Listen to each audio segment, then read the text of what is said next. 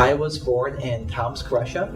It's about 4 hours southeast of Moscow. I was adopted when I was 10 years old. My biological father, he was in the Russian Navy, and he was in a regular training exercise, and the submarine sunk.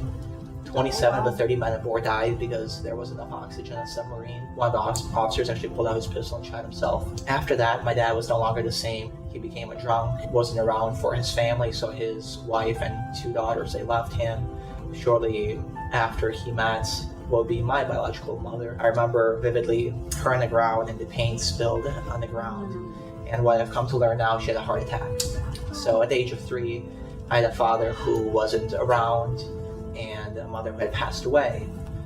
And really at times between ages 3 and 5, walking down the streets of my neighborhood asking people for food. So between ages 5 and 10, I was in an orphanage. Being in an orphanage, it was a big adjustment. You know, I became a very stubborn kid, very unthankful, just very insecure, and I had so much pain. Later, I got selected to stay with a family in Long Island, New York, and I stayed there for a month. Love it, feel like they love me. I came back from New York with no word from them. 2 years later is when my parents adopted me. Mom tells me now, said, Vanya, the moment you walked into the room, I knew you were the one. But for 2 years, I was a stubborn Russian boy who said, no, I'm a good person and church is nice. But my family was praying for me for those 2 years, praying that Vanya would see God, that Jesus would break through that heart of stone, and that he would transform me. I broke down and I just felt the Holy Spirit come into my life. It felt real. It transformed me. The heart of stone was broken into a heart for God, and it allowed me to accept that unconditional grace. It was the unlikeliest of people who got me involved in leadership. I see something in you. I think you have great potential. And she said, one day you'll be a leader on this campus. He's truly what he calls a Green Bay advocate and public servant, and you'll hear from what I'm about to share. A recent Green Bay Chamber of Commerce 15 Young Professional Award recipient, Vanya also chairs the Young Professionals Ambassador Committee for the Chamber.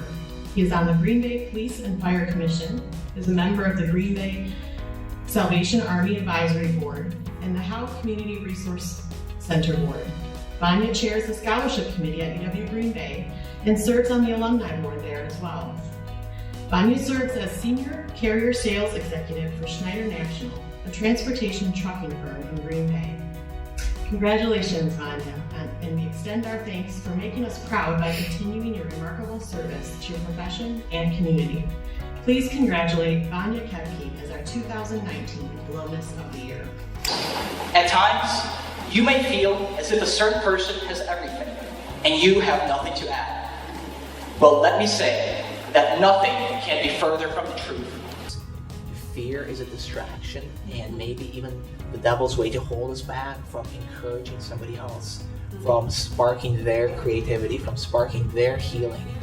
I could have been upset and curled in the corner because I didn't have a family in Russia. I had it tough at an orphanage. Or I could extend a lifting hand to somebody in the corner and help them out.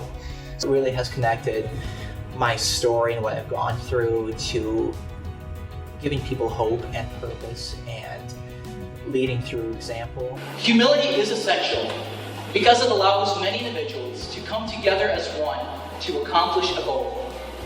Humility also grounds us to the foundation of not only improving our life, but also the life of those around us.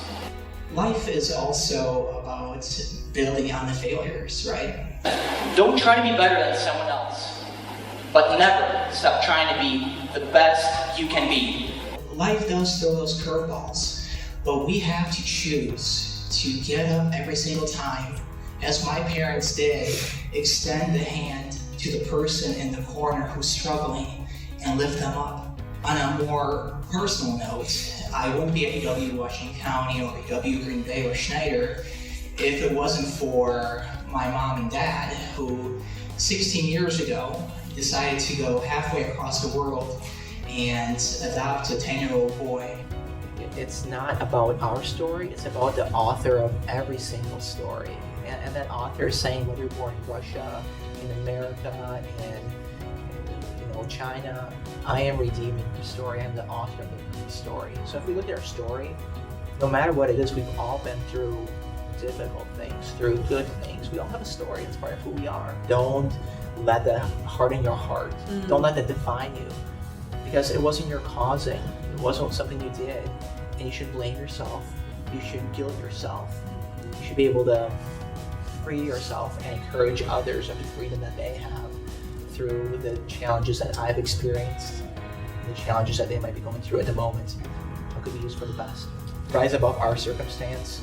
Instead of being walled up in a corner, sad and stuck in that corner, but rise above that and find somebody in that corner. Extend your arm and pull them out of that corner. And once we start that chain effect, boy, it's gonna make this state, this country, and this world a much better place. We can all be united in such a divisive time behind the stories that we have.